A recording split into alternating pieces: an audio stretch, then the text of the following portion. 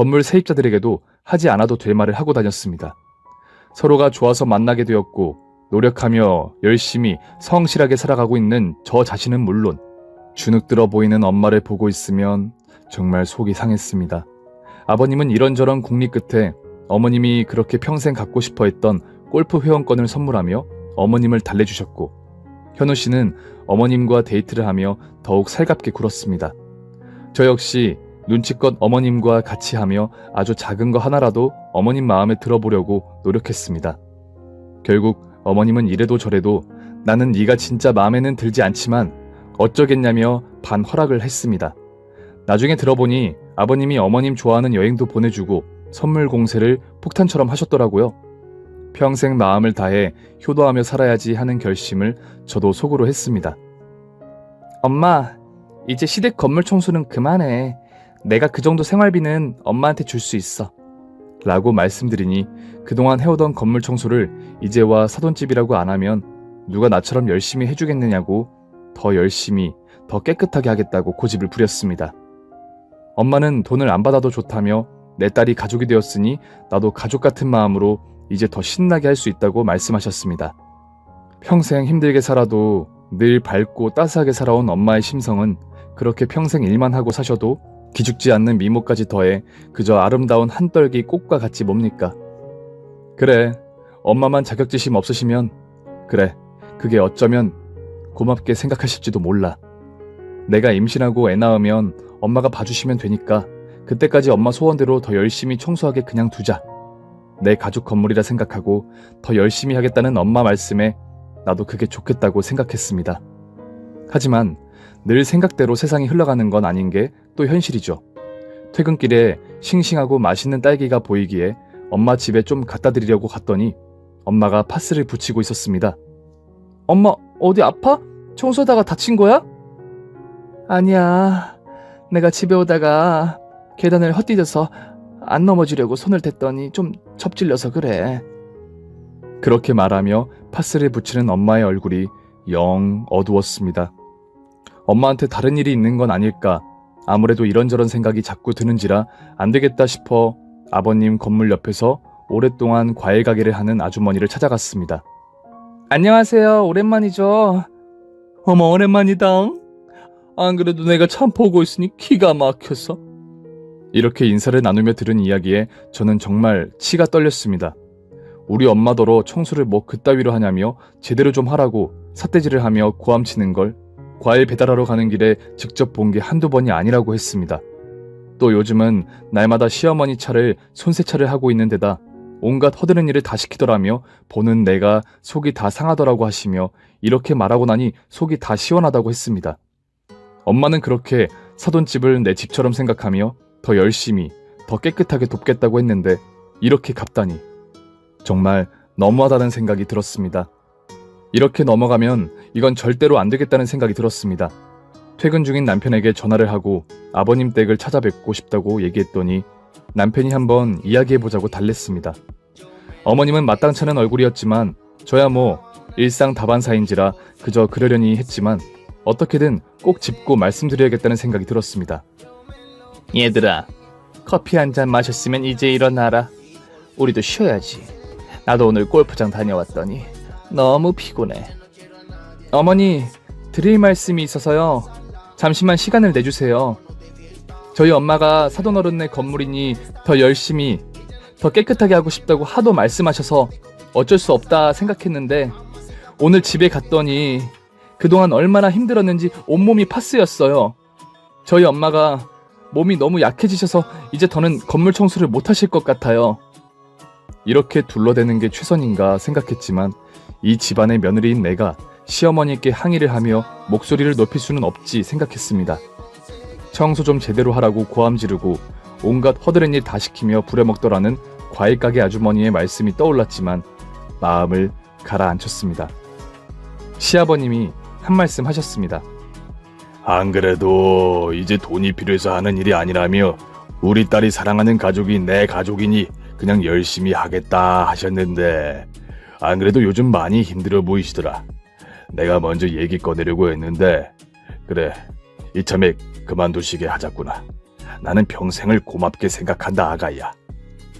그래, 자기야. 장모님이 그동안 정말 고생 많으셨고 그저 고맙다는 말씀 말고는 드릴 게 없어. 안 그래도 내가 이미 청소할 사람을 구해두었어. 바로 출근할 수 있으니까 걱정하지 말고 내일부터 안 오셔도 된다고 바로 말씀드리자. 주말에 우리 어머님 모시고 맛있는 데서 외식하자. 라며 나를 달래주었습니다. 우리 복남이는 이렇게 사랑스러운 복덩어리라니까. 다 알고도 넘어가는 남편의 사랑스러운 말에 나의 신혼생활은 그렇게 흘러가고 있었습니다.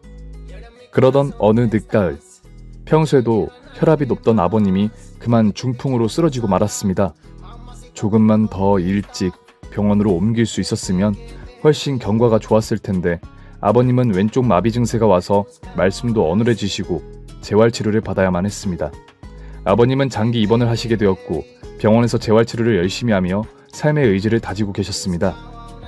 처음부터 어머님은 나는 병구안은 못한다고 하도 말씀을 하셔서 결국 간병인을 썼지만 저희 부부는 출퇴근길에 짬을 내어 어떻게든 병원에 매일같이 들렀습니다. 친정엄마는 아버님 입맛에 맞을 다양한 반찬을 해서 날마다 챙겨주셨고 아버님은 내가 더 열심히 운동하고 치료하마 고맙구나 아가야 하며 눈물을 보이시기도 했습니다. 부쩍 마음까지 약해진 아버님을 보노라면 마음이 더욱 아팠습니다. 그런데 어찌된 일인지 어머님은 도통 뵐 수가 없었습니다. 간병인에게 물어봐도 고개를 절레절레 젓고 아버님은 별 말씀 없이 입을 꾹 닫고는 하셨습니다. 어쩌다 안부 전화를 드려도 전화도 잘 받지 않으시고 평생 특별히 금실 좋게 지내온 건 아니라도 좀 너무 무심한 게 아닌가 하는 생각을 하던 어느 날 밤, 제 핸드폰에 이상한 문자가 오기 시작했습니다. 사랑하는 여봉, 우리 영감 이제 얼마 안 남았어. 자기야, 오늘 너무너무 좋았어. I love you. 아니, 이건 뭐지? 신종 스팸인가 하며 문자를 급히 지웠습니다. 그런데 곧이어 문자가 또 하나 도착했는데 가만히 보니 발신인이 시어머니였습니다. 여봉, 나 오늘 빨간색 망사 팬티 샀당. 꼭 보여줄게. 아니, 잘못 보낸 문자라고 하기엔 연이어 문자가 들어왔고 그 내용은 너무나 끈적했고 혼자서 별의별 생각을 다 하며 끙끙거리며 뜬 눈으로 밤을 지새웠습니다. 남편에게 말해볼까? 어떻게 할까? 이런저런 생각 끝에 어머님 핸드폰을 한번 확인해 보려고 했지만 그러고 싶지 않았습니다. 어머님의 외출은 점점 잦아지고 있었고 문자는 뚝 하고 끊겼습니다. 어쩌다 저런 문자를 보내게 된 걸까? 그것도 며느리인 나에게? 그러던 어느 날 어머님이 고생이 많다며 옷 한 벌 사주겠다고 백화점에서 만나자고 하는 게 아닌가요? 이거 분명 야밤에 보내온 문자와 상관이 있겠다 싶어 시침을 뚝 떼고 나가보았습니다. 제가 평소 좋아하는 스타일을 아는 어머님은 딱 어울릴 만한 비싼 옷을 한 벌 사주시면서 예, 아가야. 너 며칠 전에 이상한 문자 몇 통 보낸 거 못 받았니? 내가 너한테 말한 적은 없는데 내 고향 친구 중에 복남이라고 있거든. 그 친구가 미국 건너가 결혼해서 고생해서 살다가 얼마 전에 이혼하고 영국 귀국을 했는데 여튼 내가 좀 웃겨주려고 야한 농담을 섞어 여봉봉하고 부르면서 말했었어. 너는 모르겠지만 내 나이쯤 되면 친구들끼리 야한 농담은 기본이야. 영감 가고 나면 우리끼리 같이 살자 그러면서 애인 대하듯 말하고 그러면서 깔깔거리고 그런단다. 결혼 3년이 다 되어가지만 시어머님이 이렇게 길게 내게 이야기를 한 적은 처음이었습니다. 물론 이렇게 비싼 옷을 사준 적도 처음이고요. 요즘 과일은 이게 최고 맛있다고 그러시더니 제주산 애플망고 한 상자를 백화점 식품관에서 친정집으로 턱하니 배달시켜주는 게 아닌가요? 살다 해가 남쪽에서 뜨려고 일어나? 아니 오늘 해가 북쪽으로 졌나? 살펴도 보며 집으로 돌아오는 길에 아무래도 심상치 않다 싶어 시어머님의 뒤를 좀 알아봐야 하겠다는 생각이 들었습니다. 이런 사건은 2주면 충분하다고 말한 사설탐정은 상당히 노련해 보였습니다.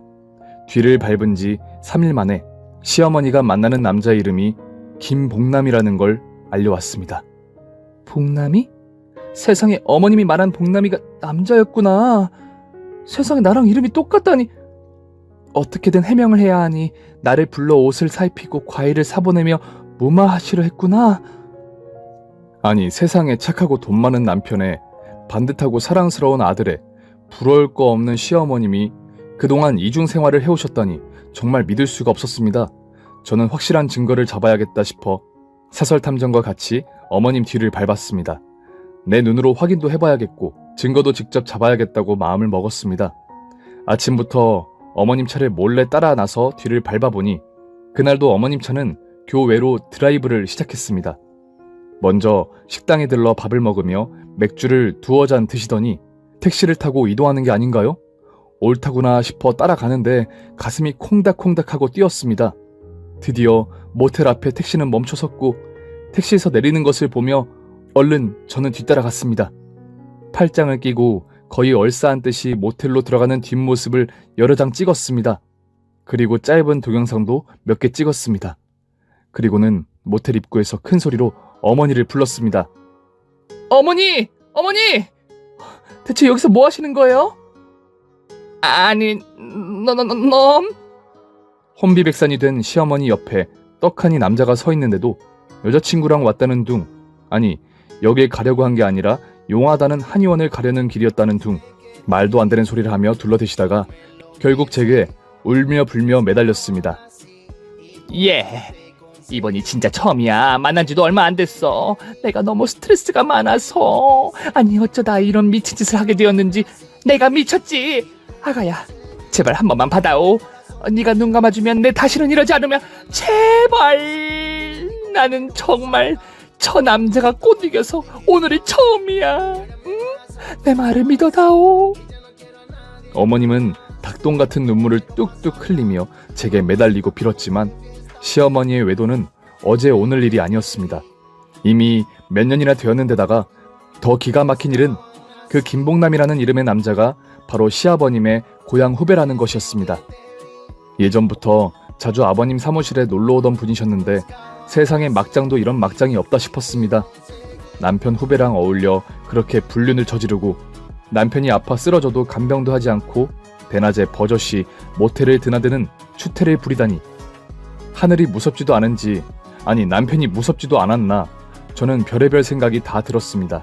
게다가 이 사실을 알면 아버님이, 아직 편찮으신 아버님이 얼마나 힘드실지 생각하니 마음이 아파 눈물이 났습니다. 내가 찍어둔 사진과 동영상, 그리고 신용카드 조회한 내용 등 수집해둔 모든 증거를 남편에게 먼저 알렸습니다. 남편은 아버님 병세가 호전되면 그때 이야기를 하자고 말했고 제 생각에도 그게 좋겠다 싶었습니다. 꾸준한 재활치료와 규칙적인 운동으로 아버님은 이제 혼자 걸을 수 있었고 저희 부부는 아버님께 남자와 모텔에 들어가는 사진을 보여드리며 차근차근 말씀드렸습니다. 아버님은 별 말씀 없이 사진을 보며 온몸을 부들부들 떨었습니다. 아버님, 제가 고용한 탐정이랑 같이 뒤를 밟아보니 코스가 이미 딱 있었어요. 어머님 차로 식당이나 카페로 이동한 후 거기에서는 호출 택시를 불러 타고 모텔을 가시더라고요. 친구들하고 갔다고 했던 여행도 다 거짓말이었어요. 제가 신용카드도 조회해보고 어머님 핸드폰 사진도 다 확인해 두었습니다. 한동안 아무 말도 없으시던 아버님은 길게 한숨을 내쉬며 이렇게 말씀하셨습니다.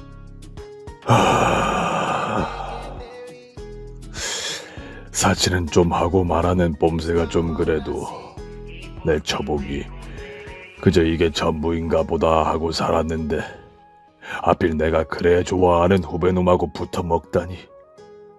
아니 그 참. 아버님은 세상에 내려앉는 것처럼 낙담을 하셨습니다.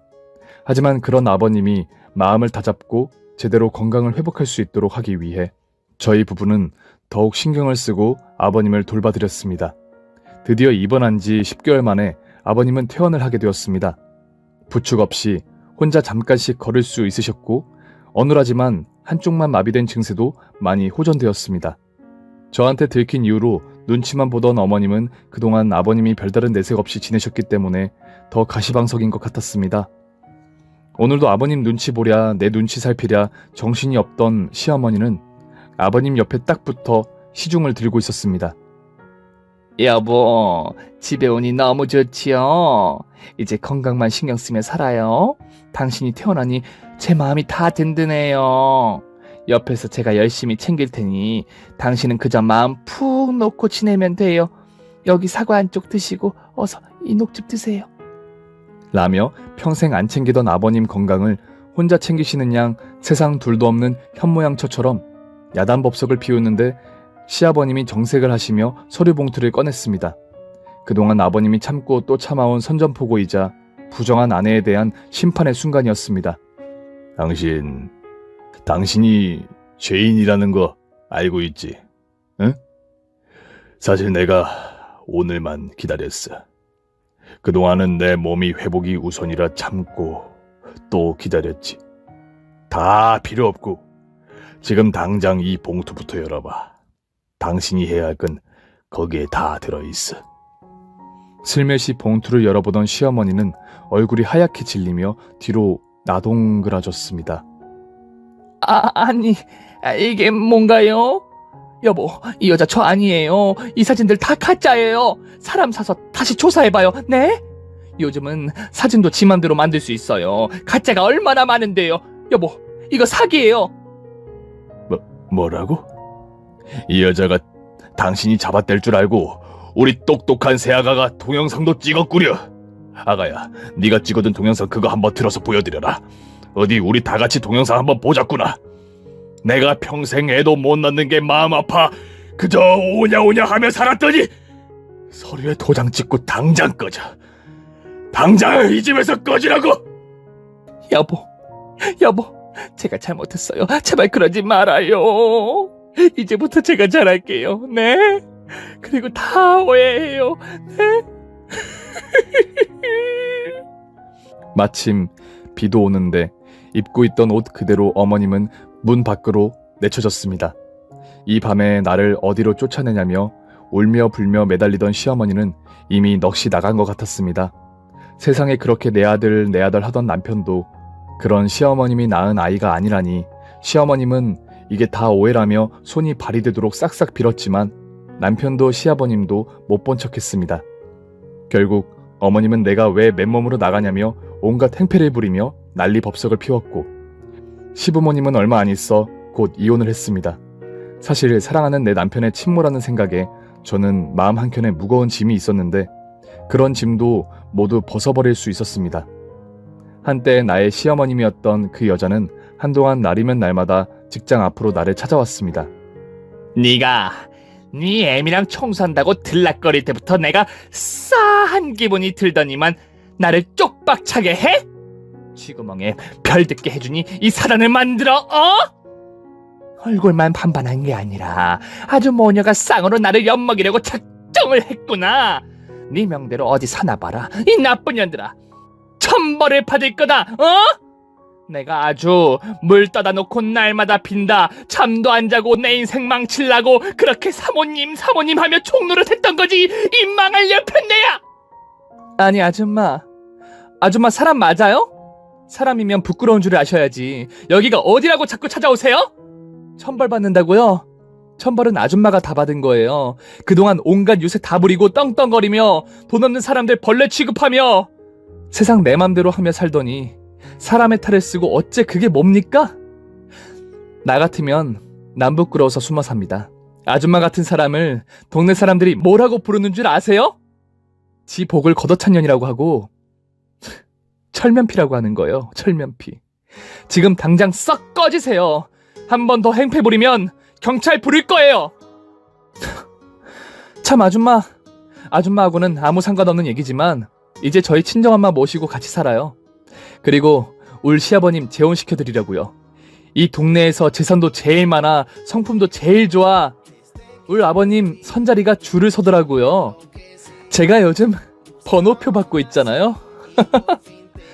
온갖 행패를 다 부리던 그 여자는 울고 불고 동네가 떠나가라 고함을 지르고 난리를 피우다가 결국 참다 못한 이웃 주민의 신고로 파출소까지 가게 되었습니다. 사람의 인연은 정말 따로 있는 건지 어릴 때 바꾼 제 이름이 진짜 행운의 이름인 건지 저는 그저 늘 그렇듯 하루하루 성실하게 살아가며 주어진 일에 최선을 다하고 내 가족을 열심히 사랑하며 살아가고 있습니다. 행운의 여신이 있다면 저처럼 평범하게 살아가는 성실한 한쪽 문을 활짝 열어준다는 걸 믿게 되었다고나 할까요? 저희 시아버님과 곧 한 식구가 될 새어머님, 그리고 사랑하는 울엄마, 그리고 남편과 우리 애들 모두 그저 건강하고 즐겁게 살아가고 있습니다. 여전히 제 이름을 처음 들으면 모두들 한 번씩 웃지만 저는 이제 제 이름이 재미있고 조금 자랑스럽기도 합니다. 오늘의 사연자분, 정말 우리 인생은 한편의 영화보다도 더 영화 같다는 생각이 듭니다. 사연을 읽다 보니 정말 한 번 맺은 인연은 소중히 하고 잘 살아가야겠다는 생각도 하게 됩니다. 오늘 사연이 재미있으셨다면 구독과 좋아요를 꼭 눌러주세요. 그럼 저 필립은 다음 시간에 더 재밌는 인생 이야기를 가지고 찾아오겠습니다.